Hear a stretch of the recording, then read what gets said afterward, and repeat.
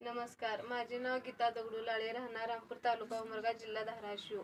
माझ्या गटाचे नाव श्री महिला स्वयंसहायता गट. या गटामध्ये मी सचिव आहे. माझा गट ग्रामसंघाला जोडले. ग्रामसंघाचे नाव रघुकुल महिला ग्रामसंघ. यात पण मी सदस्य आहे. रघुकुल ग्रामसंघ हा फुलपाखरू प्रभाग संघाला जोडलेला आहे. त्यात पण मी सदस्य आहे.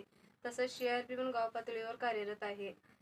आणि तसंच मी गटामधलं 3 लाख कर्ज भेटलं मला. 10 महिलांनी 30-30 हजार कर्ज घेतलो. 30,000ची मी आटा मशीन घेऊन आले.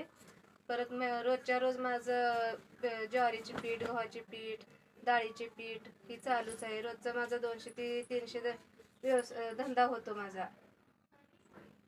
नंतर ग्रामसंघामधून CF निधी म्हणून 60,000 निधी घेतले.